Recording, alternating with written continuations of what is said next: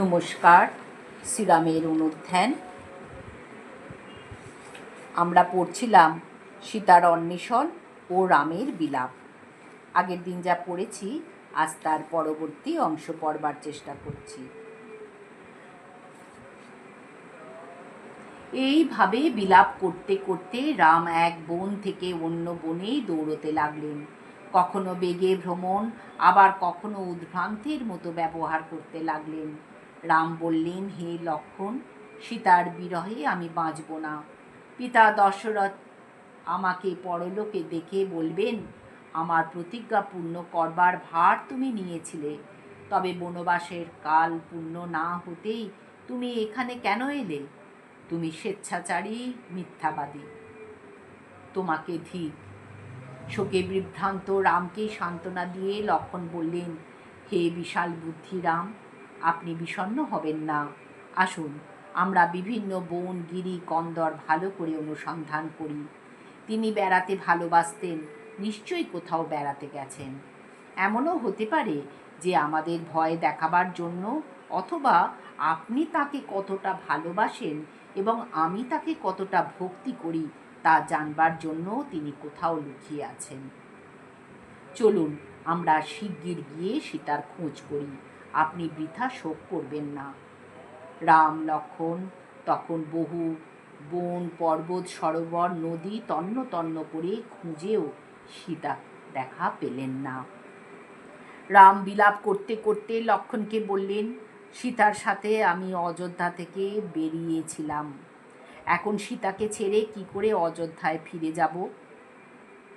সকলে আমাকে নির্দয়, শক্তিহীন বলবে। সুতরাং তুমি আমাকে বনে ত্যাগ করে অযোধ্যায় ফিরে যাও।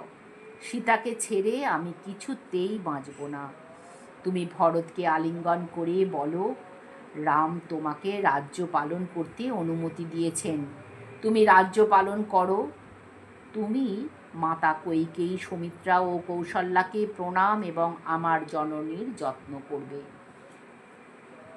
হে লক্ষ্মণ, মনে হয় আমার মতো পাপী কেউ নেই, তাই একের পর এক শোক আমার হৃদয়কে বিদ্ধ করছে। রাজ্য নাশ, স্বজন বিচ্ছেদ, পিতার মৃত্যু এবং জননী বিয়োগ, এই সব ভাবলে আমি অধীর হয়ে পড়ি। বনে এসে শান্তি পেয়েছিলাম, কিন্তু আগুনে কাঠ দেওয়ার মতো সীতার বিয়োগে আমার দুঃখ আবার প্রদীপ্ত হয়ে উঠেছে। সীতাকে রাক্ষসেরা নিশ্চয়ই চুরি করে আকাশপথে নিয়ে গেছে। হায়, তখন না জানি সীতা কতই কেঁদেছে। রক্তপায়ী রাক্ষসেরা সীতার রক্ত পান করেছে।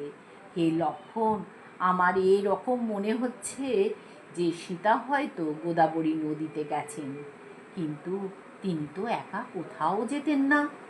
হে আদিত্য, কে কোথায় কি করছে সবই তো তুমি জানো। সুতরাং সীতা অপহৃত হয়েছেন না কোথাও গেছেন, আমায় বলে দাও। লক্ষ্মণ তখন শোকাভিভূত রামকে বললেন, আপনি এখন শোক ত্যাগ করে ধৈর্যের সাথে সীতার অন্বেষণ করুন, কারণ উৎসাহী লোক জগতে অতি দুষ্কর কাজেও অবসন্ন হয় না। আজ এই পর্যন্ত। আগামী দিন আবার পরবর্তী অংশ পড়বার চেষ্টা করব। হরি ওম তৎসৎ। শ্রীরামকৃষ্ণার্পণমস্তু।